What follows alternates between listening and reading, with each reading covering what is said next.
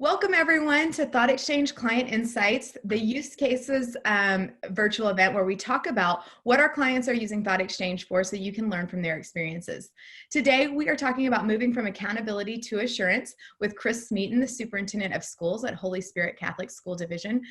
Before we jump into that, I want to invite you all to use these hashtags. If you're joining the conversation on LinkedIn, on Instagram, on Twitter, which is Chris's favorite, we want you to join the conversation using these hashtags. So hashtag TE use case or hashtag TEVE for hashtag Thoughtexchange virtual events. We call this must see TEVE, and today certainly is. I also want to encourage you guys to use the chat function. Let us know who you are, where you're calling us from, and also what you're hoping to learn from today's virtual event so that we can make sure that we're including you all in the conversation. Speaking of that, I want to introduce you to our speaker today. Our speaker is Chris Smeaton. He serves as the Superintendent of Schools for Holy Spirit Catholic School Division in Southern Alberta.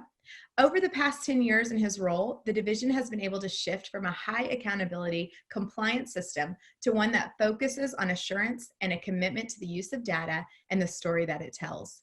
He's worked in 3 different school divisions across the province of Alberta, and his teaching and administration experience covers K through 12.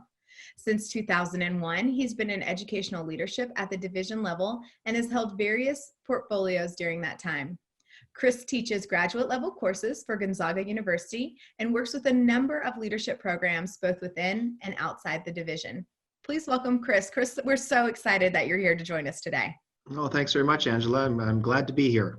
Lovely. So guys, before we get started, I just want to go over our agenda for the day. What we're going to be discussing is why it's important to hear from parents and to get their input, really from all stakeholders, but most especially parents. Chris is going to talk to us about how they were able to do that successfully. How hearing from parents does build trust. You know, if you're wondering how to build trust capital in your division or your district, Chris is going to talk to us about his experience with that as well. And then how Thoughtexchange can drive positive changes within your organization, within your division, or within your district. So we're really excited to dive into all of those topics with Chris Smeaton today. I want to just remind you guys about the format of this virtual event. Chris and I are going to chat about these 3 agenda items for the first 20 minutes or so of the virtual event. And then we're going to invite you to join the conversation through Thoughtexchange, of course, in the last 20 minutes of the virtual event. So any burning questions that you have while we're discussing these topics, make sure you make note of it because we're going to invite you to join the conversation in just a few minutes. Chris, we've gotten to know you a little bit professionally because we've read your bio, but now I want the attendees to get to know you a little bit more personally. So I like to do what I call our 5-star questions for our 5-star leaders. You're certainly one of our 5-star leaders. Are you ready for your 5-star questions? I am ready. I'm ready. Okay. Beach or mountains? Beach. Okay. Road trips or air travel? Air travel. Okay. In-person meetings or virtual meetings? In person. Nice. Salty or sweet tooth? Both. Okay. And I think I know the answer to this last question. Instagram or Twitter? Twitter. Yeah. Although I use Instagram with my kids because I get to see pictures of my grandkids much more frequently. Okay. So mostly Twitter, but Instagram for grandkid purposes. Exactly. Okay, good.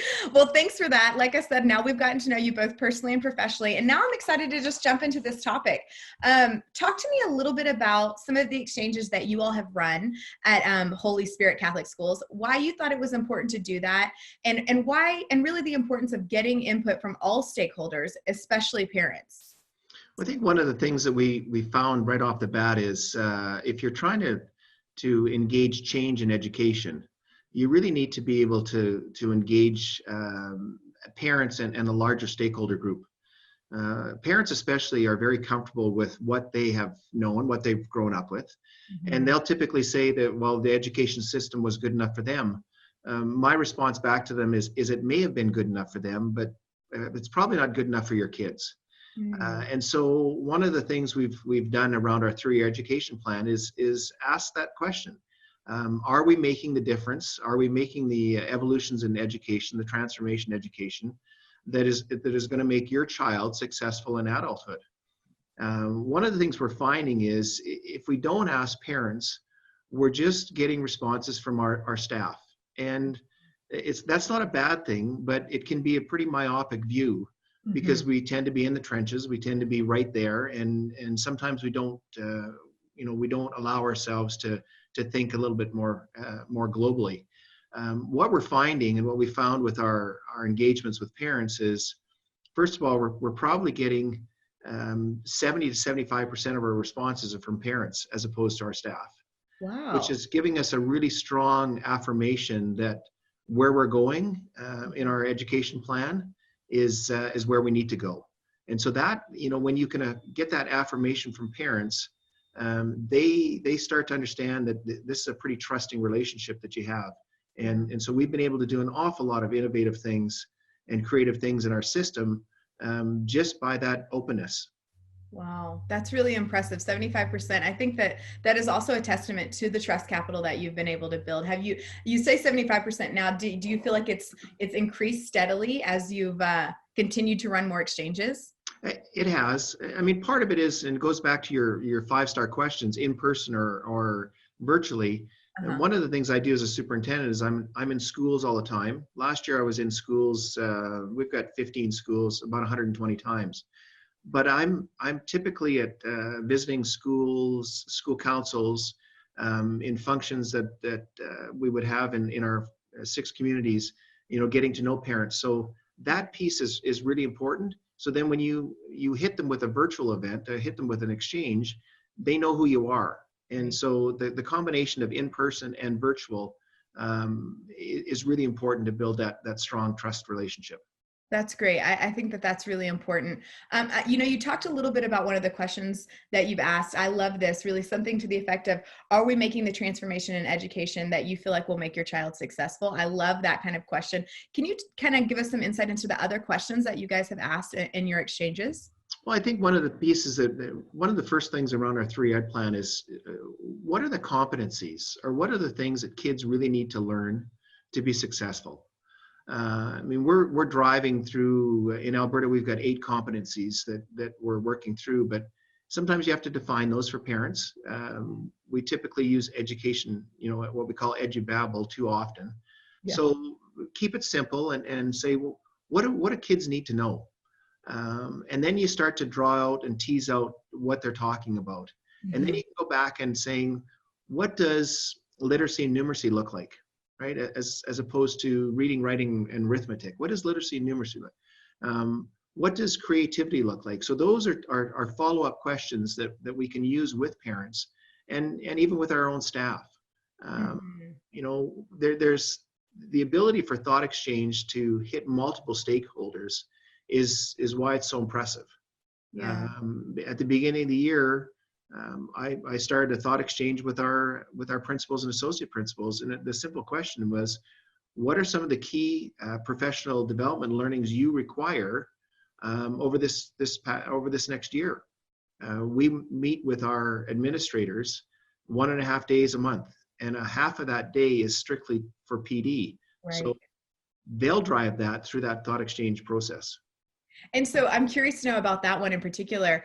Were you able to change what you had potentially planned for the year in regards to PD for your principals and associate principals based on the feedback that you got from that exchange? It wasn't so much change. It was more affirm. I see. Again, and that's one of the beauties about the exchange is, are you on the right path? Mhm. So, we brought in new standards in Alberta, teaching, leadership, and superintendent quality standards.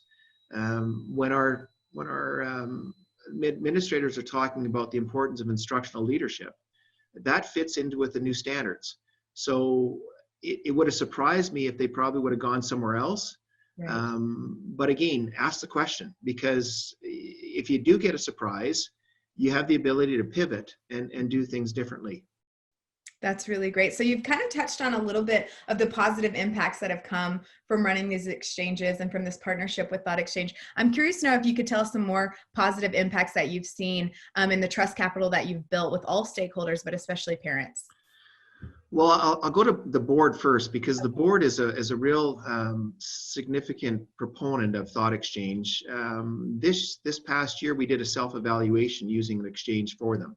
Hmm. But their vulnerability, I think, is extraordinary, because now what they've done is they're asking us to take those same sort of questions around what types of actions do you, what types of actions are important for a trustee to do to fulfill their role. They've now asked that we ask that same question to my senior team, to all my principals and associate principals, and to also school council chairs. Wow. So they're asking, and it's anonymous, we know that, and those type of things, but that's a really powerful use of the tool to be able to frame their work plan. So if they're just getting simple affirmations, that's good, they'll move forward. But if suddenly someone says, this is something that I think as a board, you need to concentrate a little bit more, they can incorporate that feedback into their work plan and go forward. Wow, I love that. That act of self-reflection, I think, is so great, and I love to hear that it's the sphere of influence of that is starting to expand throughout the division. That's incredible. Right. The other thing, and you didn't mention it, but I'm retiring. And so we're transitioning a brand new superintendent, and he's working as my deputy here since August 1st. Okay. One of the exchanges we're going to run, and I think this is really important because this is where parents are going to come into it as well, is what are his priorities? Mm-hmm. Right? What are some of the priorities that the new superintendent has to look into? It'll drive his work. It'll drive some direction from the board.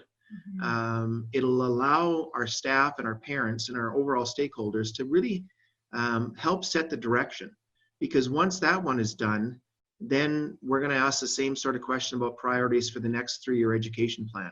Right. So those two exchanges will be powerful testaments of getting that feedback from our larger stakeholder group. Yeah, no, that's really incredible. I think one of the best use cases for Thoughtexchange is through that new leader assimilation and really getting everyone on the same team to set those priorities together. Because, the first 100 days, especially of a superintendent's tenure, can really make or break the next few years of their superintendency. And so knowing that you guys are already using that, I'm sure that your deputy superintendent, knowing he's going to take this, have to fill your very large shoes once you move on. I think knowing that he has the ability to tap into what the priorities are of those stakeholders is really invaluable to him. Another simple exchange we ran was we were given some additional money from the government. Mm-hmm. It was called Classroom Improvement Funding. And we had to go back to our teacher organization for their feedback as well. We used Thoughtexchange to ask, where should the money be spent? And we asked our board members, we asked our school leaders, and then we were able to come to the table saying, this is what people are feeling, right? Yeah.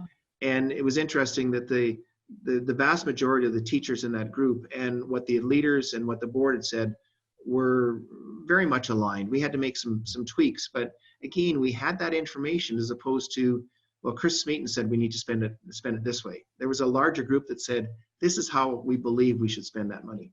Mm-hmm. So you were able to create that alignment across all different stakeholder groups. I love that. So you've talked to us about some of the future exchanges that you're going to be running. I love that. Can you identify for us your funding source for Thoughtexchange? Where you all find the funds to pay for this service? Well, in Alberta, we're funded a little bit different. It's a per pupil grant and per student grant. And then there's always between 4 and 6% of your entire funding can be spent towards administration. Our board is such a strong supporter of Thoughtexchange that they just put it out of their communication budget line. It's something that they believe is so important, and it's every year we don't even ask about it. It's just, this is what we do, this is what we've done, let's carry on. That's great. I'm so glad that it's bringing so much value to the division, to all of your stakeholders, and that you guys are able to make such wonderful decisions based around that community alignment and the crowdsourcing features of Thoughtexchange. So that's wonderful. Now I want to really invite all of our attendees to join this conversation. And so Amelia is going to post a link in the chat box so that you all can put your thoughts and questions for Chris into this exchange. I am going to share my screen with you all. All you have to do, guys, is take out your mobile device, open up your camera, zoom in on that QR code. Something will pop down Click on it, it'll take you right into the exchange. Or the third way that you can join the Thought Exchange is to go to thoughtexchange.com/join and enter the 9-digit code you see here on the screen, 601-825-628. So the question we're asking for today is, what thoughts or questions do you have for Chris? He's covered a lot. They are doing a tremendous amount of different kinds of exchanges in order to get feedback from lots of different stakeholder groups, and they've built a lot of trust. So I'm sure you all have lots of questions about ways that you can do that in your own division or district. So this is the time to join the conversation by sharing your thoughts and questions through the Thought Exchange with Chris. What you'll do once you've shared, you're going to then move into the star step, and that's really where the magic happens, guys. That's where you get to engage in the thoughts and questions of other people. You'll rate it like you would on Amazon or on Uber, and if you really agree with a thought or question, you press 5 stars. If you're not that interested in hearing from Chris about a particular thought or question, you give it closer to 1. Then after we've given you a few minutes to participate, Chris and I will go through the top thoughts report where we will dive into your thoughts and questions, and Chris will answer those for you. So in order for you to participate, Chris and I are going to need to be quiet, so we're going to do that for you. And then we'll meet you right back here after you've had a chance to participate. I'm going to start with showing you how you all are engaging with one another while we're here on this virtual event. And then, of course, how your priorities are continuing to change. Remember, this is a visualization of this engagement that we're experiencing together within the Thought Exchange platform. Each purple person represents one of you sharing a thought. Each blue dialog box, of course, is the thought that you've shared. And each orange line is tying the person who's participating to the thoughts that they rated. You see, of course, on the side of the screen, how the priorities are changing and shifting as each person starts to rate. I think that we're ready to dive in. Chris, are you ready? I'm here. Okay, good. Let's go ahead and go over to the top thoughts report. If you're still sharing and starring, I invite you to just discover with us now. So I'm going to refresh this one last time, and then we're going to go ahead and dive in. Remember, this top thoughts report, guys, is just a priority of all the thoughts and the questions that you have rated so that the group can identify what they want to hear most about. How do you deliver the results to your community? I think this is great. This is something a lot of our clients struggle with is quote unquote closing that loop. And because you've run so many exchanges, Chris, I'm curious to know, do you deliver the results to your community all the same way with each exchange, or do you have a different distribution method? Talk to us about that. Well, since we've gone to the team room now, I mean, we have to do it a little bit differently, but the beauty about Thought Exchange is we can be as transparent as can be. So when we talk about the PD for our learning leadership team, we've just created the report and provided them with the report.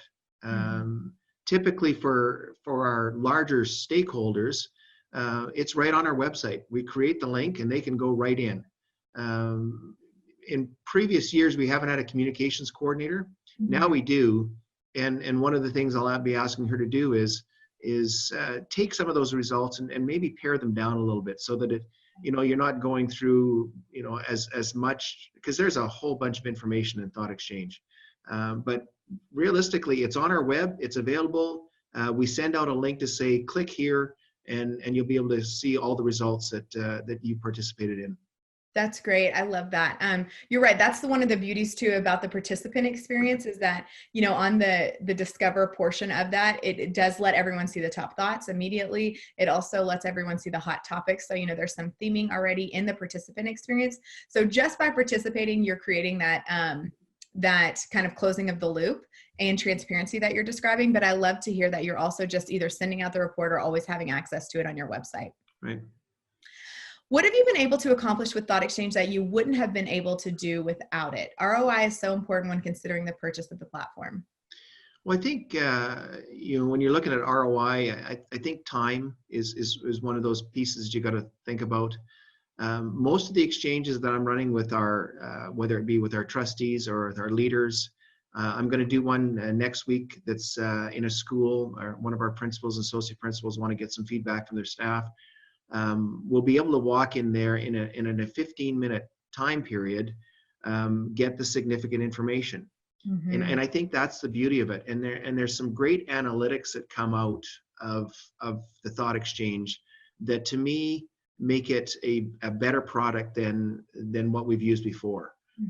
But that time piece, when I can get 1,200 stars in a 15-minute period, I'm getting some really good feedback, and it's very, very quick. So my ability to make decisions on that feedback very quickly is a key indicator of and a key reason why I want to continue with Thoughtexchange in that team room.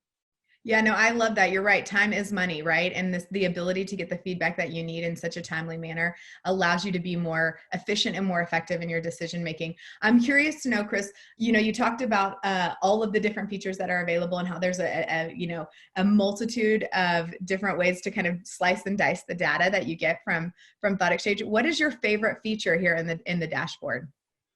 Well, when you look at the Discover dashboard, I mean, there's just so much there. Right. In terms of the heat maps, the theme maps, your hot topics.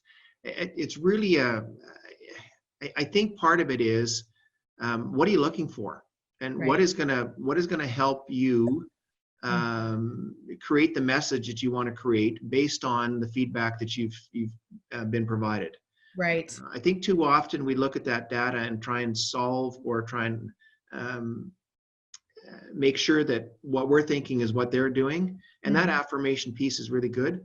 But I think when you start to look at that data, you've got to look at all of those areas to say, was this the right question to ask, first of all? And is it giving me the right information to move forward? Because sometimes, even as good as the software is, if you don't ask the right question, you're not going to get the best answers. It's true. It's true. Garbage in is garbage out, right? That's Absolutely. what we say in the research. So, and luckily you have, Thoughtexchange not just provides the platform, but of course provides you with a customer success manager or an engagement coach that will help you create the right question. And I think it's kind of a muscle that you have to flex, Chris, that you get better and better at writing your own questions after you've, worked with a coach for a little while, but then you start to go, okay, I know a good question when I see one. Is that right? Well, absolutely, and this is one of the things that I've shared with Thoughtexchange. The vast majority of our administrators have been trained in cognitive coaching, and so you get very good at asking those pluralistic type questions. What might be some actions? What might be some strategies? What might be? And when you start to do that, and again with the support of your Thoughtexchange personnel, you can hone in pretty well on a question that should give you the responses to lead you forward. That's great. And of course, we have the question bank if you ever get stuck to give you a place to start. Have you seen an increase in efficiency with your team by using Thoughtexchange? It sounds like the tool builds alignment nicely. Well, I think what we should know is we had the old program and it was really, really good for division type exchanges. It was okay for schools. What we're doing now is we're rolling it out a little slowly with the team room. But what I'm finding is, and like I said, next week I'm going to go and visit a school where the administrative team wants to use that. So we've tried to roll it out a little bit slower and make sure that schools have the right reason to ask a question. Because if you just give them a software and say, have at it, unless you've prepped them and said, what do you need to find out? Before you go and have an exchange, what information are you looking for? And so what we're finding is our administrators are getting hungrier and hungrier to be able to use that because they're seeing the benefits of it and want that expertise to be able to say, I want to run an exchange with my students on blank. I want to run an exchange with parents on blank. And so that's building some great alignment within the system. That's great. I think that kind of grassroots implementation model is really beneficial for large organizations like yours. And so I'm glad to know that that's the approach that you guys are taking. I love that even with the Alberta education budget situation, you have prioritized Thoughtexchange. There's probably no more important time to have a way to keep people together and to take prioritized action based on your Thoughtexchange results. Well, again, we've said this before. We all know that education has to change. When I like to use the saying, we want to prepare our students for their future, not our past. Right. But parents are very comfortable in how they were educated. And so change is never very good when it's done to you, as opposed to when you're part of the process. And what we're finding is through, with our work with Thoughtexchange, and whether it be our own staff, our own administrators, or parents or stakeholders, because we're asking the right question, because we're bringing them along right from a grassroots point of view, they're feeling very comfortable. They're feeling like they're part of the process. And the one thing that it does that I haven't mentioned yet is it takes away that loud negative voice that you hear when you have your open houses. Because if someone says, a thought that's way out in left field, people are just looking at it, going and starring it at 1 as opposed to starring it at 5. Yeah. And that's one of the beauties about it, is you're getting collective wisdom moving forward, as opposed to a single issue person who is just loud and brash and can take over a conversation. Yeah, we like to say you're going from loud to crowd here at Thoughtexchange, and I think you've just articulated that perfectly, Chris. There's a question here in the chat that I want to pose for you. Was Thoughtexchange helpful in reaching out to FNMI parents in particular?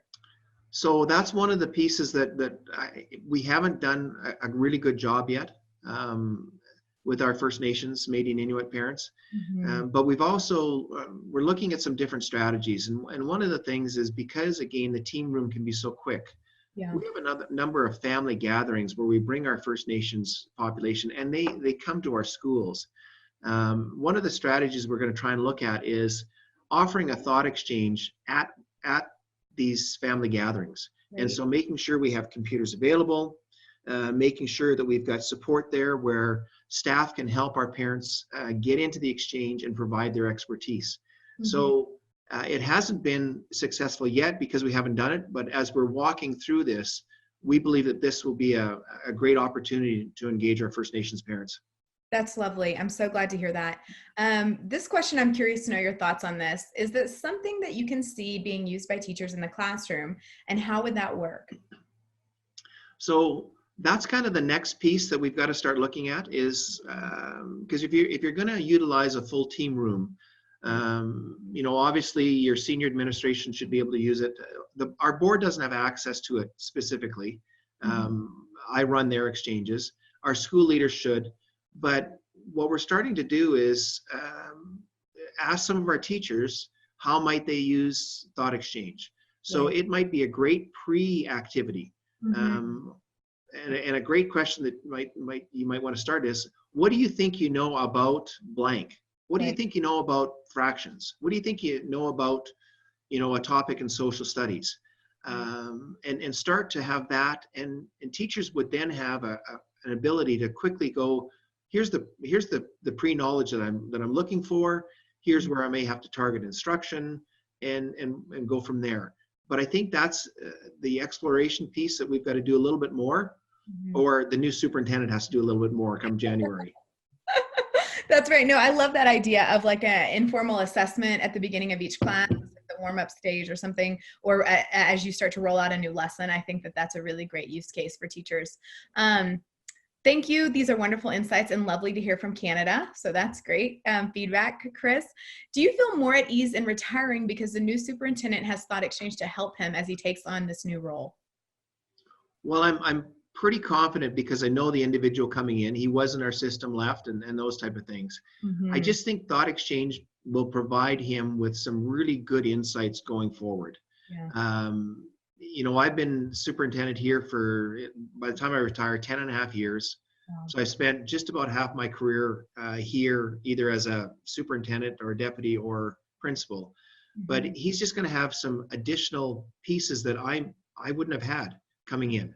And I think that's really important because he can look at that data and say, here's some hot topics that I'm going to have to address going forward, or here's some things that I'll be able to put on the back burner because they're not that important right now. That information, I think, is going to be really good for him going forward. Yeah, I think that you're right. That's the one thing that we kind of find is a key differentiator for Thoughtexchange, is that it helps you see the priorities of the whole of the stakeholders. And so then you know how to act accordingly, where a lot of times in more traditional engagement, mediums, you see feedback, but you don't have an insight into the priorities of that feedback, what people think you should be tackling first or what should be addressed first. And so I think you're right. I think having that will really help him in a way that you didn't potentially have at the beginning of your career there. Have you used Thoughtexchange for facilities master planning? What kinds of things did you seek input about? So we get funded a little differently than the U.S. in terms of this. We don't have to do bonds and those type of things. But one of the we've requested a new school, and it's hopefully the government will say this, but we also have a modernization. And one of the things that the government asks you to do is a value management scoping. So you get together and you bring a group of probably 3 or 4 parents and some administrators and key people in the school community, and they map out what a modernization would look like. In working with our accountant, we're actually going to do an exchange that engages the parents and engages the students of what would a modernization look like? What would this school, what is critical for this school to move forward into the 21st century and to modern learning? And so that's really exciting. And our architect is very excited because the feedback that he is going to be able to gain from that will be invaluable and will save so much time too. So then you start to think about, if you're building this new school or you're modernizing this school, what are the key things that this community really wants moving forward? What are the key aspects? What are the options that you need to offer, the spaces that you need to have? And so we're excited about that upcoming exchange. Well, I love that you're prioritizing the feedback from the students in that exchange as well. I think that that's probably really exciting for them. And I think a lot of times that student voice is just unintentionally overlooked in situations like this. And so I think them getting to have some input on what modernization looks like, especially because it affects them so greatly, I think is really exciting. Well, and this is where I think Thoughtexchange can really help the student voice too, because if you're looking at something different. So in elementary, we've got a balanced school day, and many of our schools went there. One of our high schools in Lethbridge is on the quarter system, and they've moved around what flex time looks like. How powerful would it be to ask kids, students specifically, what are some of the benefits of having a quarter system? What are some of the benefits of, and being able to be able to categorically go back out to the community and say, this is what our kids are telling us, right? So powerful. That's great. How has this process impacted employee engagement within the division? Well, again, because we've gone to the team room now, we haven't gone full out with engagement, but certainly this latest exchange on the priorities of superintendent, staff are going to be very excited to be able to say, these are some of the things that we think Ken should be looking at. Yeah. And when you give people the opportunity to provide insights, it's really important. This is where the trust factor is. If they tell you something, you better listen to it. Yeah. Right. You better not ask a question then say, yeah, that's good, but I'm going to go this direction. So it's incumbent on asking the right questions, but then it's incumbent that when you asked and you've got that feedback, that you move forward based on that feedback. And that's where engagement will always increase, because people feel that they've been heard and they had a part of the process, moving forward. Yeah, that's so important. That's such a key, right? I love that. Thank you for articulating that. What would you say to other leaders who are trying to more deeply leverage the power of Thoughtexchange? Well, I think it goes back to something we talked a little bit earlier, Angela, is ask the right questions, right? Be really specific about what you want to know, and why. And I think even before that, why you want to know that. We talk about knowing the why. Thoughtexchange will be great if you know the why and if you ask the right questions. And if you do those two, you'll leverage it. If you don't, then you're going to get poor results. And as you said, garbage in, garbage out. So know your why, and then be really, really confident that the question you're asking is the information you want to receive back on.